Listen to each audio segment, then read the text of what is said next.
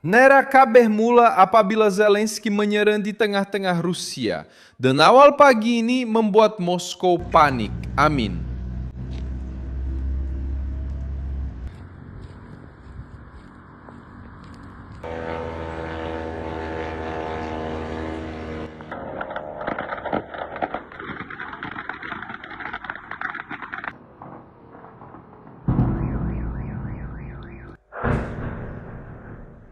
Ukraina telah membawa perang ke Saint Petersburg, menyerang infrastruktur minyak di pelabuhan dan juga menyasarkan Kronstadt, lokasi ketenteraan sensitif di Laut Baltik. Message itu sangat jelas. Dalam nota teknikal, Zelensky menyebut operasi itu sebagai sekatan jarak jauh Ukraina, sementara Putin coba menampilkan image bahwa keadaan terkawal. Asap naik berhampiran salah satu bandar paling penting di Rusia, yaitu bandar kelahiran Presiden Rusia. Ukraina tidak hanya bertahan di dalam wilayahnya sendiri, mereka juga menyerang nadi ekonomi musuh di tengah-tengah Rusia. Pada masa yang sama, terdapat laporan mengenai gangguan bekalan elektrik di Belgorod. Marah mengenai kemungkinan provokasi Rusia terhadap Poland dan kapal layar yang dikaitkan dengan Putin sedang dipindahkan dengan kawalan tentara laut. Dan Trump bercakap dengan Putin dan Zelensky pada hari yang sama. Apa sebenarnya yang diserang oleh Zelensky? Kenapa Putin kelihatan semakin tertekan di dalam Rusia sendiri? Bagaimana Trump terlibat dalam situasi ini di tengah-tengah konflik? Saya akan ceritakan semuanya kepada Anda sebentar lagi. Jika Anda suka kandungan yang terus terang dan tidak berbelit-belit seperti ini, pertimbangkan untuk melanggan. Karena di sini ada video seperti ini setiap hari. Pasukan Ukraina telah menyerang pada awal pagi 4 Julai 2026, menyasarkan kawasan Saint Petersburg dan lokasi berhampiran Laut Baltik. Fokus utama adalah infrastruktur pelabuhan minyak yang dianggap oleh Kiev sebagai sebahagian daripada mekanisme yang membiayai perang Rusia.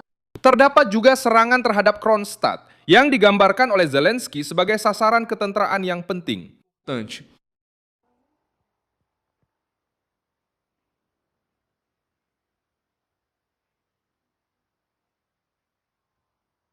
Jaraknya sangat mengagumkan kerana serangan itu melangkaui corak tekanan yang sebelum ini hanya tertumpu di sempadan. Dan ini menunjukkan bahawa Ukraina terus memperluaskan jangkauannya terhadap kawasan Rusia yang sebelum ini kelihatan lebih terlindung.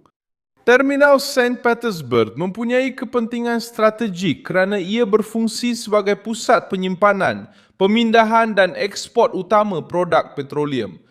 Ia dihubungkan dengan pelabuhan besar Saint Petersburg di Teluk Finland dan disebut oleh media Ukraina sebagai sebuah struktur. Dengan kapasiti tahunan sekitar 12,5 juta tan, pihak berkuasa Rusia telah cuba mengawal tahap kerosakan. Gabenor Alexander Beglov menyatakan bahawa daerah Kirovsky telah terkena dan pertahanan Rusia telah menembak jatuh 72 drone di atas Saint Petersburg dan kawasan sekitarnya. Drone Ukraina telah menghampiri salah satu bandar paling dilindungi di Rusia dan asap di pelabuhan menjadi pemandangan seperti ini yang tidak dapat dijelaskan oleh Kremlin. Tanpa mengakui kelemahan, Zelensky mengambil pendekatan politik terhadap serangan itu dengan satu frasa yang dikira ketika bercakap mengenai sekatan jarak jauh. Dia mengalihkan perbincangan daripada bidang ketenteraan semata-mata dan meletakkannya dalam bidang ekonomi. Jika Rusia menggunakan minyak untuk membiayai perang, Ukraina akan menyasarkan struktur yang membantu wang itu beredar. Ini juga berkaitan dengan permintaan yang dibuat oleh Zelensky kepada pemimpin antarabangsa untuk terus memberi tekanan ke atas sektor minyak Rusia. Dan mengenai apa yang dipanggil armada bayangan yang digunakan untuk mengelak sekatan dan mengekalkan ekspor, serangan di Kronstadt telah meningkatkan kepentingan operasi itu. Pulau itu menempatkan struktur ketenteraan yang berkaitan dengan pertahanan Rusia di Baltik dan mempunyai nilai simbolik untuk Moskow. Belgorod juga menjadi tumpuan dalam berita mengenai tekanan. Laporan tempatan dan media Ukraina melaporkan letupan, kebakaran di struktur tenaga dan gangguan bekalan elektrik.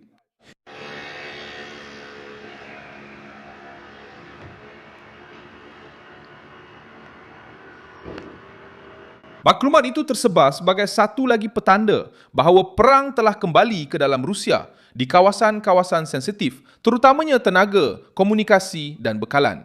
Moskow sentiasa cuba membuat rakyat Rusia percaya bahawa perang adalah sesuatu yang jauh. Serangan-serangan ini memecahkan ilusi itu. Sedikit demi sedikit, reaksi Rusia mengikuti skrip yang sudah diketahui.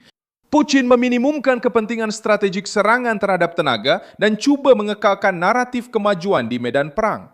Tetapi masalahnya bagi Kremlin bukan sekadar kerosakan fizikal, ia adalah kesan yang terkumpul. Loja Penapisan, terminal, loja Janaquassa, pelabuhan dan Pangkalan Tantra mula muncul dengan lebih kerap dalam senarai sasaran.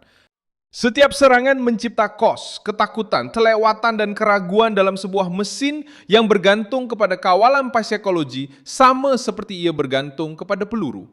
Kejadian melibatkan kapal layar yang dikaitkan dengan Putin menguatkan lagi perasaan tekanan itu.